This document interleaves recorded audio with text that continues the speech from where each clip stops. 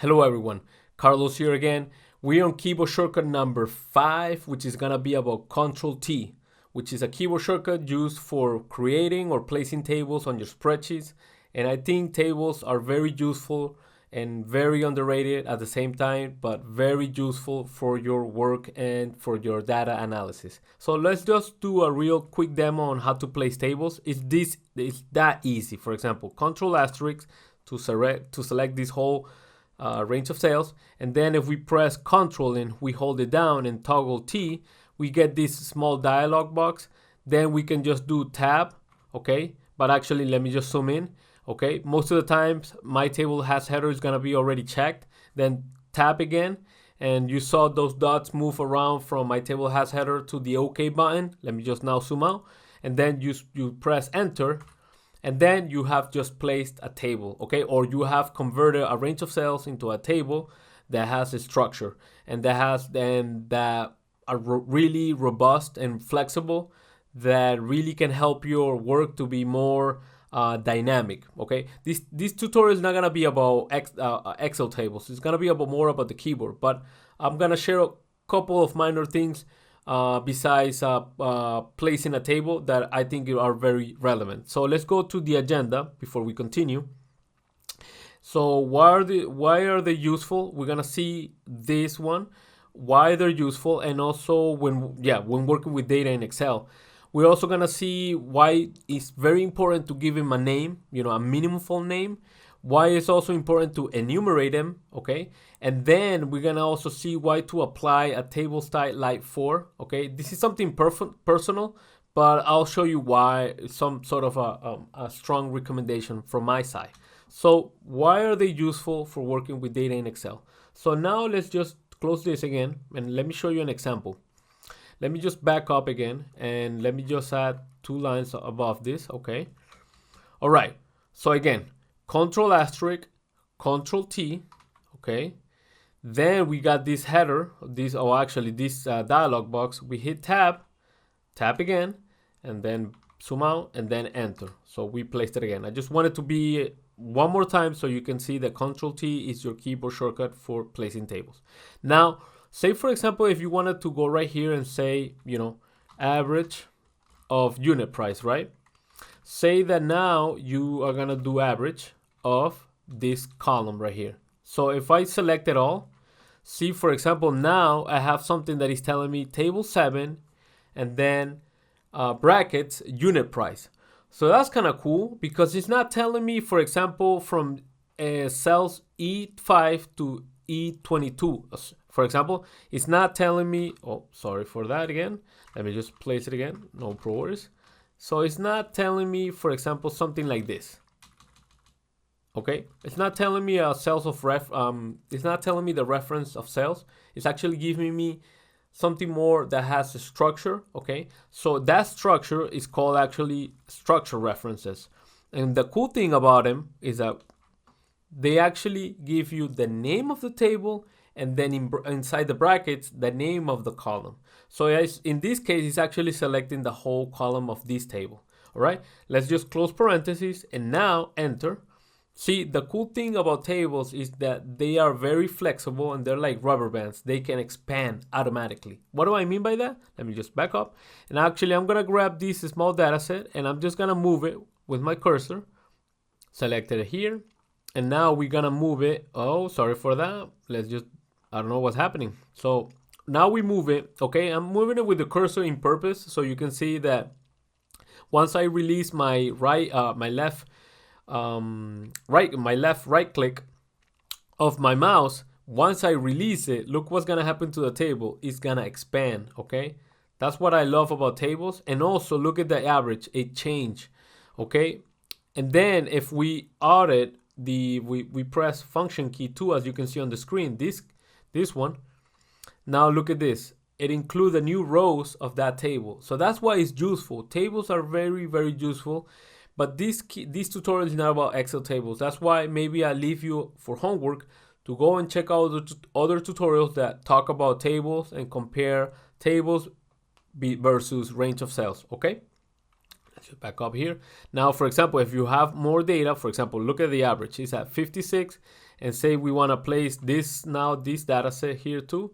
Again, it does the same job, and we move it here, and you have to put it right where the table ends, and then boom, see?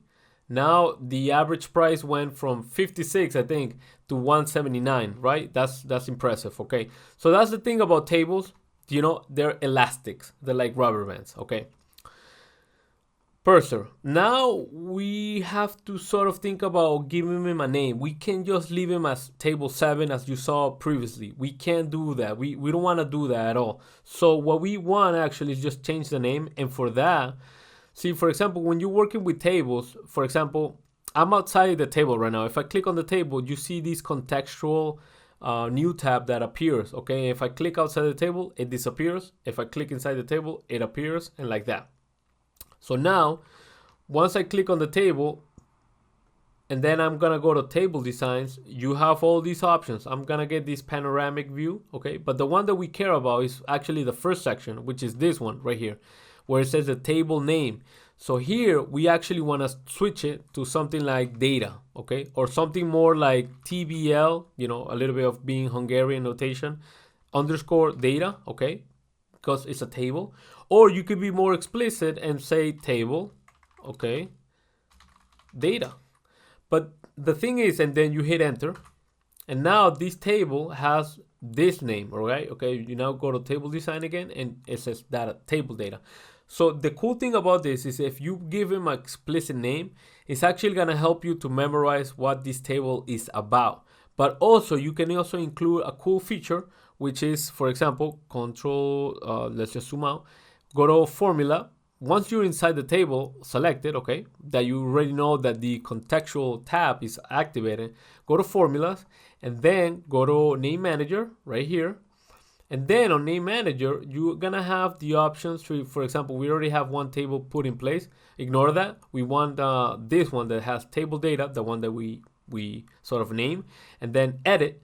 And then you can take advantage of this small comment box, okay? And then put something that says this table is about averaging the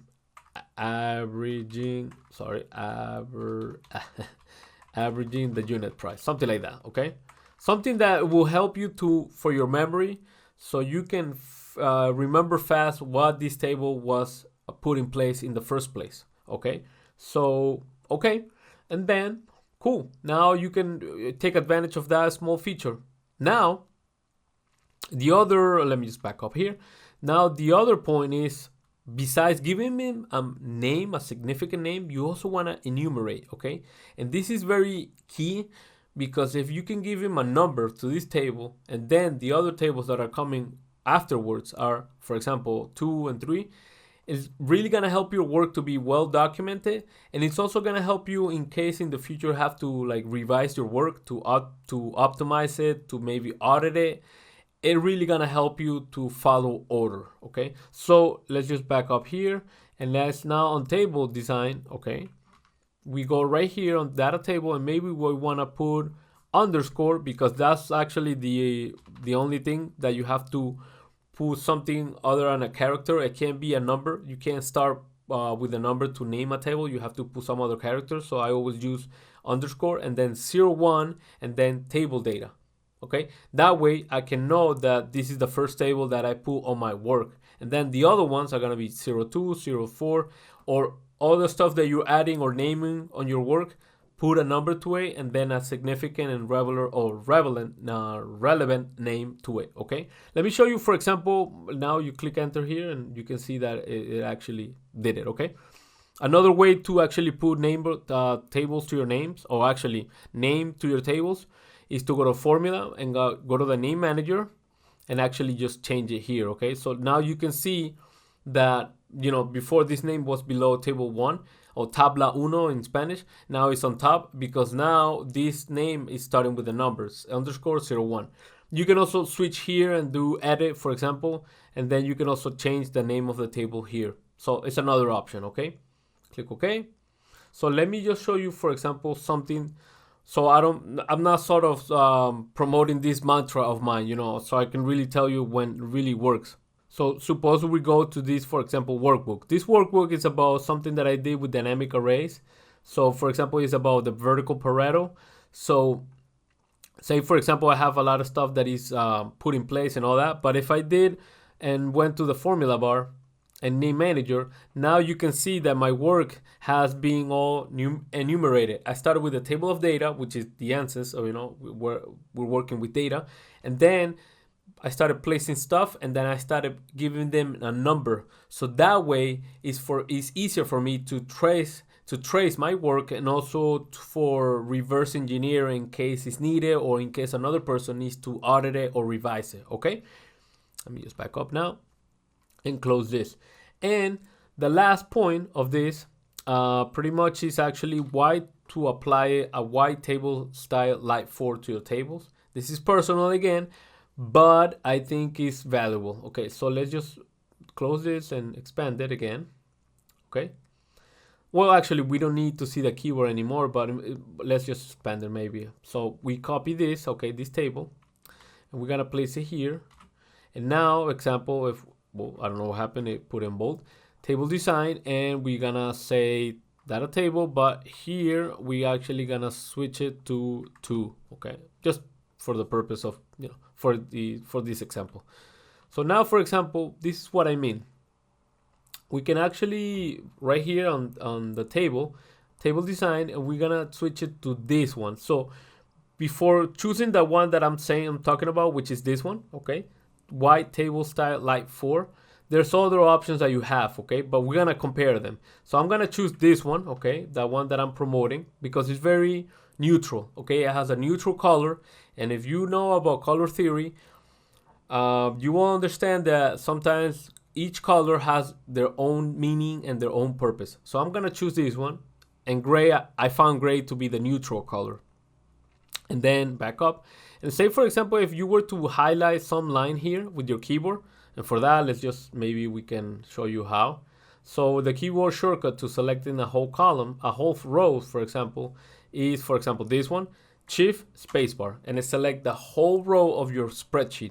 But if you're working on tables, this is kind of cool. We do Control spacebar, and it select the whole row of this table. Okay, so it's not highlighting, for example, column 1, okay, right here, and it's not highlighting column I, that is, you can't see it, but it's right there. Okay, so that's kind of cool. Let me just show you that again. So Shift spacebar, and it select the whole row of this table. Okay, it's not highlighting outside of it. Kind of cool, I think. So now let's just, for example, go right here and go to font, and then color this row. For example, just saying, hey, look, I'm gonna have to audit this line because that doesn't make sense. Okay, so the color contrast ratio between this blue and this yellow kind of makes sense. Let's just make it in the other one, for example, the same thing, and color it here.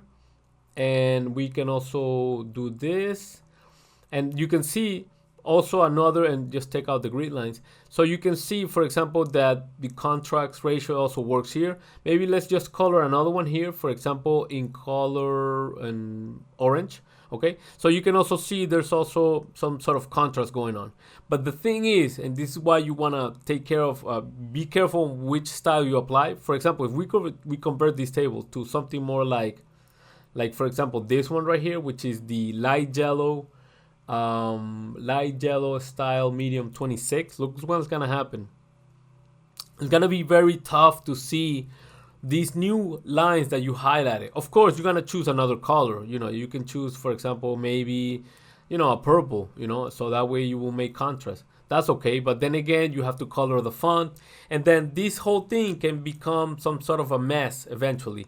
So that's why you want to stay with something neutral, like a gray color, because the other colors are most probably gonna match, or they're gonna be able to see, they're gonna be more visible easy. Okay, so that's it for this video, and I'll see you for a video tutorial number 6, which is gonna be control zoom with the keyboard. And I think there's some other stuff that I can share with you that is very important. So I'll see you in the next video, and thank you for watching.